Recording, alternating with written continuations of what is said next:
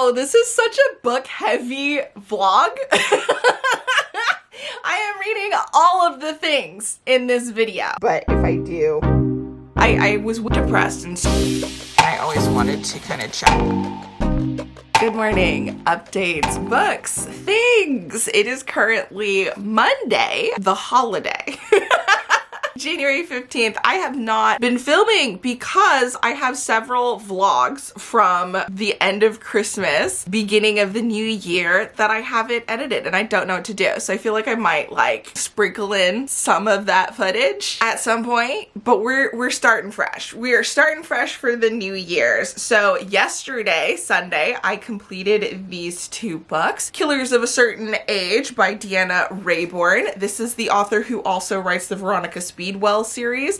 This was a lot of fun. Why am I struggling to tell you what this is? This is an action-packed book about a group of women who are assassins, and when they come around to retiring because of old age, they realize that there might be a hit on them. And so they have to figure out what's going on, evade the hit, this, that, and the other. And it was just a fun time. I almost want to say silly to some degree. I don't know if it's the most serious thing. There's jokes, there's lightheartedness, there's friendship. There is a little bit of mystery going on because you're trying to figure out why this is happening to them. But for the most part, it's really just like a lighthearted, action-packed book. Like, it's not super funny, but I don't know, it was just a good time. Then I ended up finishing Spin the Dawn by Elizabeth Lim. And I could just say straight up, I love Elizabeth Lim's writing. So far, all of the books that I've read from her, I've loved. And I know not everybody is a big fan of this. And I will say there needs to be some level of, what is it called? Suspension of disbelief, right? Where you just let some things slide and live in the world and let things happen. There's usually some sort of romance element involved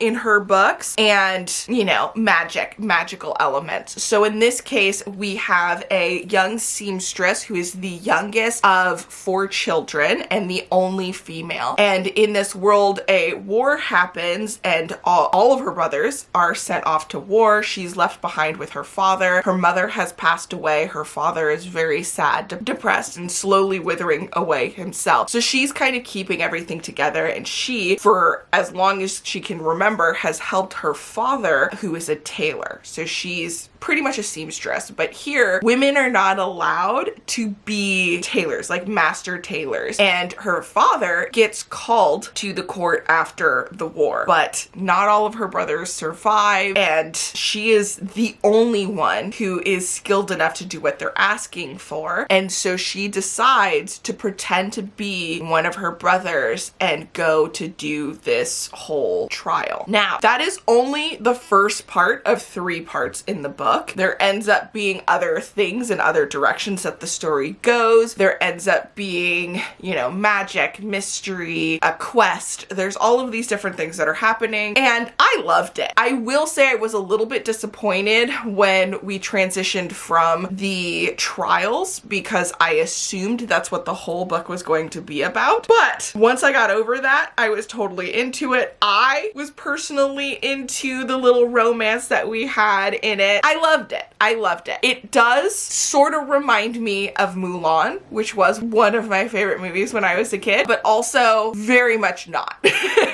Yeah, because all of the themings and everything is very different, but you do have a character who is pretending to be the opposite gender to do something kind of epic, and different things ensue. It's a good time. I'm excited to start the next book. I love it. I love Elizabeth Lim. This was great.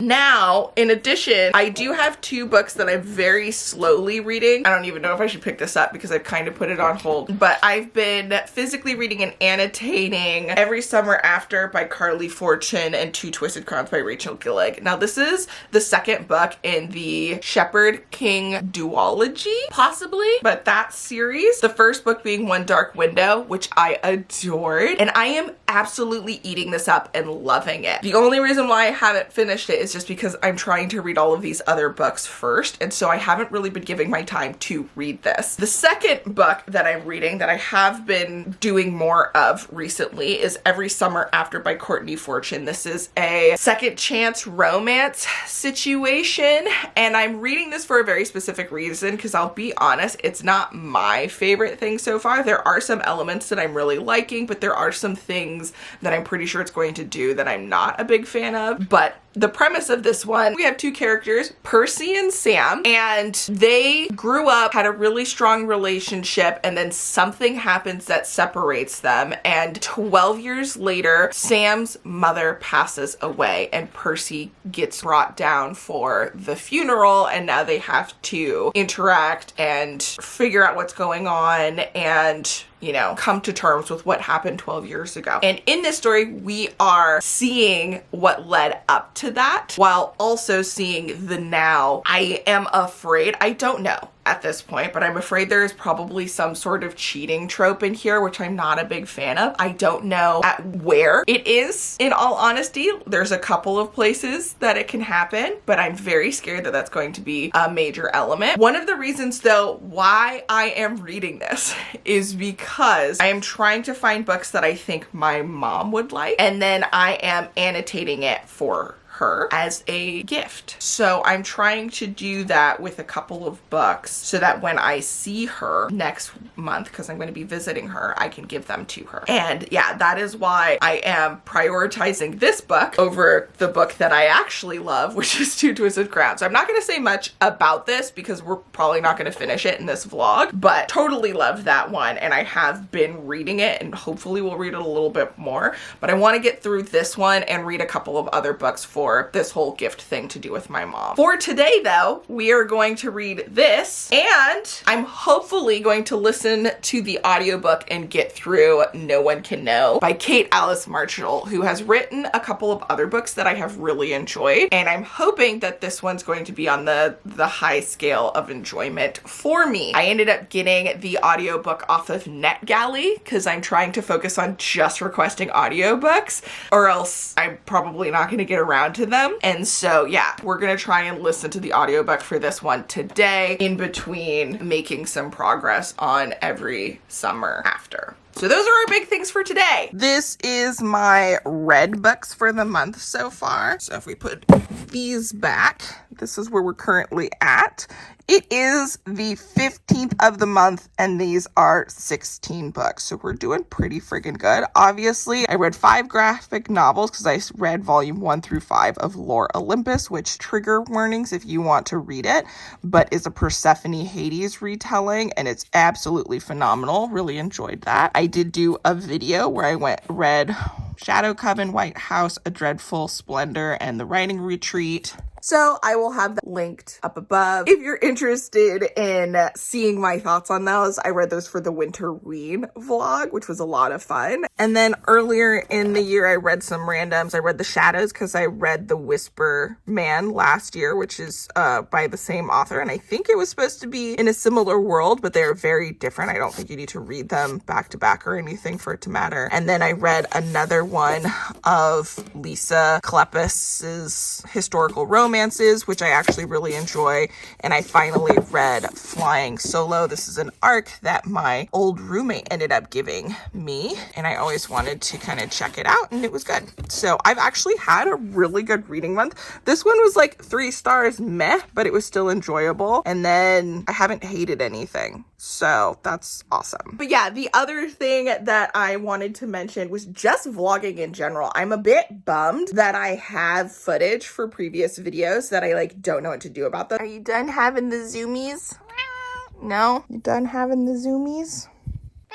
Meow. And then this is my TBR for the rest of the month. So I have a lot that I'm trying to get through. These are the 2 extra books that I'm trying to read for my mom. Then we have my main TBR. This one I believe is for Buzzwordathon the first month. I don't know if I'm going to stick to the monthly ones for that, but if I do, that's the first one that I have to do. And then other TBR ones. And then I threw this one in because if I'm reading Immortal Longings, I wanted to read Anthony and Cleopatra Cleopatra, the Shakespeare play, because I believe this is inspired by that, or at least inspired by the story of them or something like that. So I don't know which one I want to read first. Tell me what I should read first. Should I read the original, the play, the Shakespeare play, or should I read Immortal Longings first? What do you think would be the best way to enjoy the content? Because I'm not familiar with this story. But if you saw my TBR game, you'll hear what Immortal Longings is about, and you'll see that I was a little bit surprised that it was what it was, because it's a subscription box book, so I hadn't actually looked into it.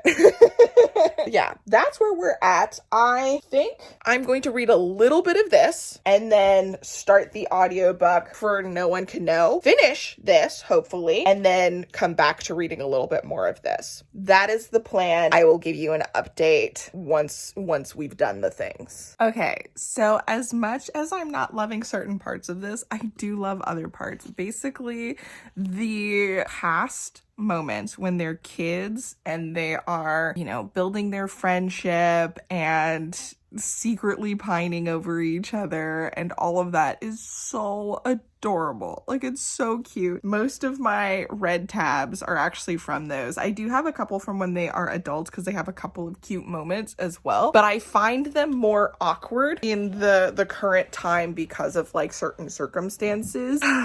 Yeah, I don't know. We'll see. We will see. I'm very nervous about like what the twists and reasonings and where things are going to go. And like, even technically in the past right now, there are some like hesitant things that are happening where I'm kind of all like, like you're just setting it up for possibly problematic things that I'm just like not a fan of in romances. But again, this technically isn't for me, and I feel like my mom will enjoy it. So I'm trying to get over it. One of the things that does bother me in the now time is, it's been 12 years since these, people have seen each other. And as far as we're aware, our main character is the one who called it off. She's on this guy's nuts. Like, she pines after him. She's cut things out of her life because of him. She's like done all of these things for this guy that she hasn't seen in 12 years that she decided to break off their relationship with. And obviously there's going to be some reason that we find out later, and she shouldn't have done it, and they're meant to be together and blah, blah, blah, blah, blah. But still, like, live your life. Don't stop doing things that you specifically love because you introduced it to somebody else that you're not around anymore. Like, it's your thing. It's not his thing. It's your thing. I don't know. It's a little annoying to me that to showcase her feelings, she has to belittle herself. And I'm just not a fan of that. I want people to be independent on their own right while still having space for romance. I don't love romances where people give up everything that matters to themselves to be with somebody else. Like, it's fine if what they think matters isn't what actually matters, but when it is actually things that matter to them, it's all like, seriously, you're just gonna give up your entire dream for somebody you've known for a couple of months? Like, not into it. And that's not what's happening here, but I'm just saying, like, in general, I'm not a fan of that. But again, there are circumstances where somebody's all like, oh yes, my parents have always wanted me to be the best lawyer and I've worked so hard to do this, but you can tell that they don't actually want to do that thing, and then they give up this big dream they've been working towards because it turns out that they don't actually want to do that and they're not happy. That's fine. That's perfect. I love those stories. I eat that shit up. But I hate when people actually give up dreams that are real to them, or personality traits that are things that they care about, things that they love. I don't know. Maybe because I'm so independent myself, like, I can't understand why people would do that. It makes no sense to me. So I have made a decent amount of progress on this. I think now is a good time to switch over to the NetGalley audiobook for No One Can Know. And the reason why I'm doing that one is because this is a book of the month's early release. I don't think this is actually supposed to come out officially until March, maybe? I don't think it's a February release. Whatever. It's a couple months early. And so my library doesn't have the audiobook. So I was really happy when I found out that I was able to get it from NetGalley. Anyway, all that rambling to say, I think I'm going to start the next book. Oh my goodness. Why am I like this when I vlog? Well, I hope you're enjoying it. Okay, so I am making more progress on No One Can Know, and I'm still not all that far into it. I'm like 23%, says the audiobook.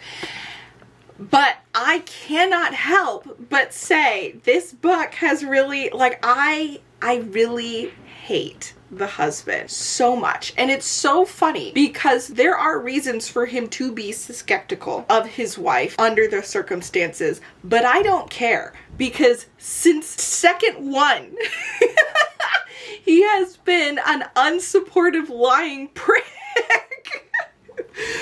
who feels entitled and just everything about it. Like everything about it is so upsetting to me and just like so annoying.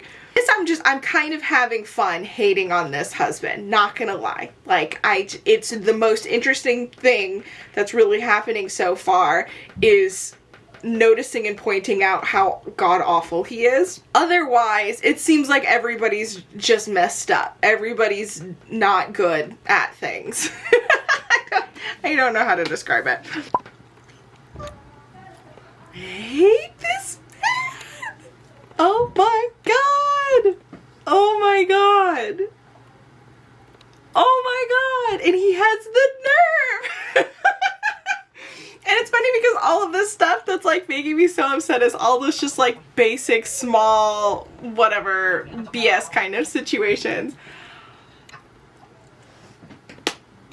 Livid! Okay, hi, hello. We have some book updates and then some life updates because I'm not feeling the best. I'm very annoyed and there's a specific reason why. And I'm gonna do a very quick rant.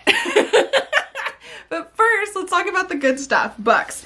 I ended up finishing No One Can Know by Kate Alice Marshall, which was a good time. I listened to the audiobook from NetGalley, and I left a review because my reviews are really bad. I don't take out a lot of books from NetGalley, and then there was a string where I was waiting to get approvals, and by the time I did, I got caught up in other stuff, didn't check them, and never actually like downloaded or did anything, but it still adds to your rating, which is kind of a bummer. But this is a new one, listened to it, ended up really enjoying this. This was a good time. I definitely griped a ton about the husband in the book.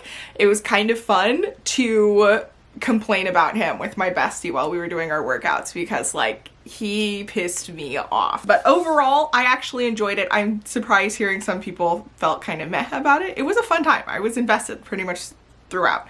I don't know if I love everything that happened, but I ain't mad at it. After that, I decided to do more NetGalley stuff, so I got some of those like ready to listen to audiobooks, and I ended up reading Holus Bolus, which is a thriller mystery horror type book, and it was the audiobook for that one. And I didn't know what I was getting into, but it's about a man who wakes up, doesn't know anything of his past, has a tattoo on his arm that says sleep equals forgets, and he's next to a dead body that he thinks he may have something to do with. And when he's about to turn himself in, something stops him and says, hey, just investigate it first. And so he goes on this investigation, and it gets all weird and strange, and it's in this like weird futuristic sort of situation that's not like futuristic, but it's kind of dystopian in some ways. Like they're in this big tower and people seem to be like poor, and it's talking about like right and wrong and the grays in between and consumerism and class, just all kinds of different stuff. I ended up really liking it, surprisingly. Like it was a fun time. After that, I ended up doing another NetGalley audiobook for a book that, because of the NetGalley audiobook, I ordered and it arrived. That is Most Ardently, a Pride and Prejudice remix, which is basically a modern LGBTQIA plus retelling of Pride and Prejudice. And I loved this. Our main character is a trans man named Oliver, but a lot of people know him as Elizabeth Bennet. And it's the same story. We've got Darcy, we've got all of these different things. I knew I would probably like it. I didn't realize that I would love it though. Like love, love, love, love, love. This was so friggin' good. It was really nice, one, that they always referred to Oliver as he, him, himself, etc., even when he was outwardly going out as Elizabeth Bennet, right? Which everybody assumed was female. And I feel like that is really important for the trans community and for a better understanding. I myself has struggled with understanding the right way to address people who are trans or non-binary, especially when you're talking about past times. I have someone really, really close to me who is non-binary, and it's hard sometimes, especially when thinking of, you know, past or specific situations, to not misgender. And so having a book that, even when it's in those societal moments, it showcases the importance of properly addressing them by the correct term. In this case, for Oliver, it's he, him, because he is a man. Obviously, it mostly covers the struggle of being trans in, you know, the past, but it's not like a trauma story. It is Pride and Prejudice. It is a romance. It is coming into oneself. It's a book about acceptance, and I think it was done very well. It made me happy. It made me cry. It made me emotional. I highly recommend this, 100%. Then I ended up reading another romance, and this one was Switched by Sarah Reddy, I think her name is. And I read part of the synopsis for this, where it was just all like, oh yes, you know, woman who loves the stars, doesn't want to lose herself, she's afraid of love, and blah blah blah blah. And then I was like, that's enough. Like, I'm here for it. That's great. I didn't realize we would have some Freaky Friday moments, and I didn't realize that I wanted that in a romance and that I would have so much fun. Oh my god, I love it. I pre-ordered it. I pre-ordered the book. It's coming out in February. I had to have a copy because it was such a good time. I really enjoyed it. I don't love the cover, if I'm being honest. Like, the cover's kind of meh, but it's fine enough. I loved the story. I had a fun time. We were here for it. And then this morning I decided to start The Drowning Kind, which is another book that I had tried to get from NetGalley a while ago. I'm interested in, you know, gothic spooky stories, and in this one we have a mysterious pond, lake, pool, something waters. I cannot think of what it's called, but you know, like the natural waters that people tend to go into and think that they have healing properties. Like, there's a pool that this family has that has, you know, that kind of aspect to it. And we have two sisters, they're estranged. One of them dies in said pool, and the other one has to come back and kind of confront their issues, her own beliefs, and what's happening. And you're getting a bunch of different timelines. I'm not done. I'm not that far into it. I'm not loving it so far, but it's still in the beginning, and I am interested. So it's good so far, but we'll see where things go from there. Other than that, I'm not feeling the best, if I'm being honest with you. I'm kind of down in the dumps, a little bit frustrated, a lot tired. I was telling the besties in the vlog newsletter that I do for them, which is some of the bonus content I do for Patreon.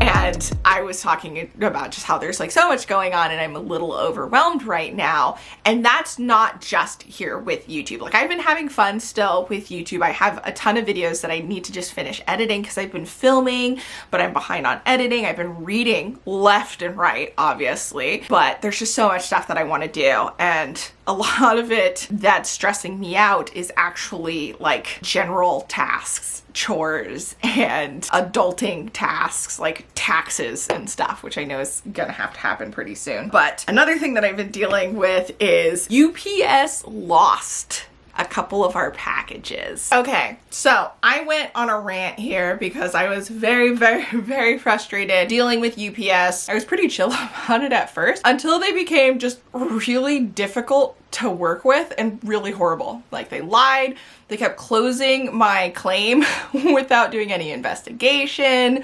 They hung up on me when they didn't want to deal with something, which turned out to be a lie on their end. Like, they were lying about that as well. And they were just like really rude.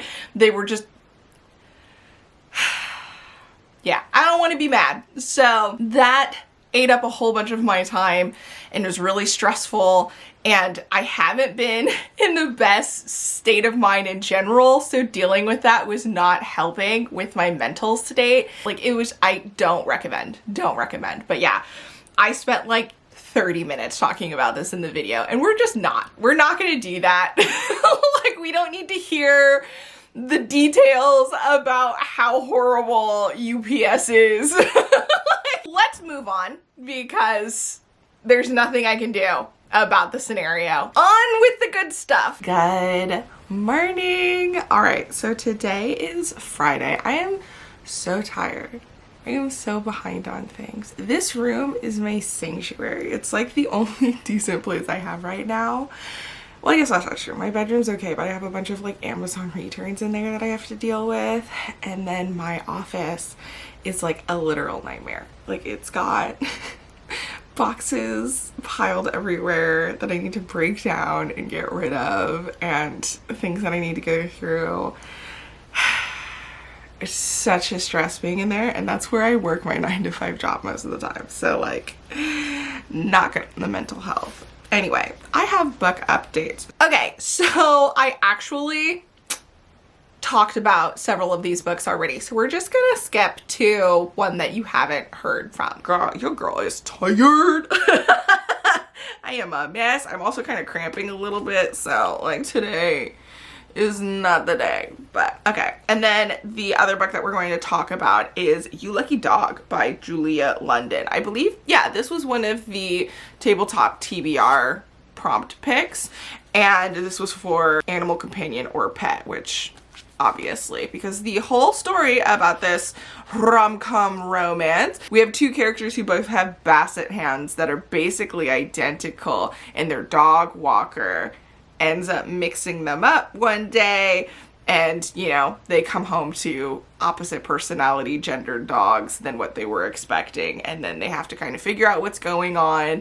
In the process, they meet, things happen, they become friends, yada yada yada. I actually loved this. I wasn't expecting to. This was one of the books that I wanted to get rid of because it'd just been sitting on my shelf, but every time I picked it up to get rid of it and I looked at the back, I was like, wait, this is totally up my alley. I should keep it, which is great because the other book that was right next to this that I read at the end of last year, I friggin' hated it. I should have just gotten rid of it. So I'm glad I was wrong about this one because yeah, it was super cute. I'm gonna keep it. I think I gave it like 4 stars. So out of these, we have high 3, low 4 stars, high 3, low 4 stars, 5 stars. Like, we're here for it. We are here for it. Okay, before we continue, I should mention that I liked this one so much, obviously, that I ended up ordering the physical copy after listening to the audiobook, and then I decided that I wanted to annotate it. So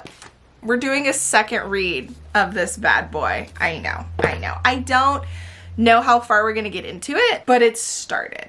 At least. Have been fun tabbing it up and making notes and highlights and just having a good time. Because seriously, I love this book.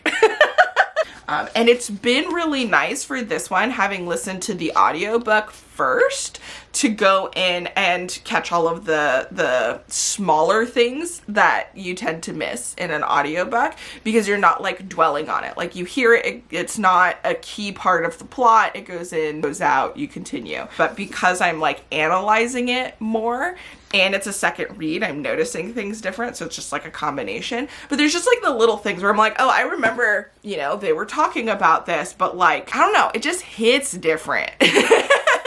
Yo, this is such a book heavy vlog. I am reading all of the things in this video. Okay, so I have some more books that I have read. I finally got around to reading Vampires of El Norte by Isabel Cañas. I loved The Hacienda, so I was really excited about this, but I did hear people being all like, oh, it's not exactly what I was hoping, this, that, and the other. So I went in kind of open, I guess. And I ended up enjoying it for the most part, but I will agree, I wanted more. Like, especially from like the vampire aspect, it was a little bit of a letdown, and I didn't love the romance in this one as much as I liked it in the Hacienda, and that seems to be the biggest part of the plot, is the romance. And so I just wasn't as invested as I would like to have been, is basically what's going on here. And for those of you who don't know what this is about, how do I even talk about this? There's romance, there's monsters, there is fighting between the white men and the natives. We have betrayal, we have questions, we have trying to figure out what's going on. You know, you've got a little bit of everything. Like I said, enjoyed it, but just wanted more, especially from the vampires. I wanted more from the vampires because it is called Vampires of El Norte. You would think they would be a bigger part of it. I also wish I liked the romance. I kind of found the characters a little bit annoying, if I'm being honest with you. And so that made it harder for me to enjoy them. Next up, I ended up reading The Drowning Kind, and all three of these are books that I prioritized because I had at some point gotten copies off of NetGalley, and I wanted to do reviews to raise up my overall rating because I had lost access to them before I had a chance to actually like utilize the NetGalley copies. So I liked it. I liked it a lot. Obviously, I bought a copy after listening to it because it was a fun time. I actually think this might be another book that I annotate to gift to my mom because I think she might enjoy this as well. And then the last book we're going to talk about is a romance, and it's Tell Me How You Really Feel by Amina May Safi. I probably butchered that. This is a sapphic romance of two characters who are currently in college. One of them, are they in college? Two characters at this prestigious high school, I think. I read it as college, but I know that they were talking about college applications as part of it, so that doesn't make sense, but whatever. My brain ignored that and made them college kids. That's amusing. Anyway, we have two kids in high school, one of which got a scholarship to be there and is not as rich as the rest of them and has a lot of biases towards that. So she is a film director and she needs to pretty much do an amazing film so that she can get into the college of her dream. And the other one is a cheerleader who is interested in said film director, but because the film director one is Popo, she's thinking the cheerleader's trying to do some sick joke, and they end up getting forced to work with each other because of a whole mishap situation and start catching feels. It was a little silly, a little annoying at times, but mostly really enjoyable. I really liked it. I actually really liked the cheerleader character a lot. I do think that our movie director was kind of insufferable for a bit. I was like, please just get your head out of your ass. Like, I see where you're coming from, but stop it. Anyway, I enjoyed it. It was a fun time. I do recommend for the most part. It's not going to be for everybody though, because like I said, there are some areas that were annoying, and they are high school kids and they do have high school kid moments, and some stuff is kind of just ridiculous. Like, the more you think about it, like, it's like, really, all that shit happened to her? Really? Like, for real? Okay, I did it. 5 stars. 5 stars. Both of the books in the series I absolutely adored. I don't know which one I like more. Love. This is what love feels like. Okay. I'm surprised I didn't fully cry. Like, I felt so many emotions. I felt like I was gonna sob, but like I just kept going.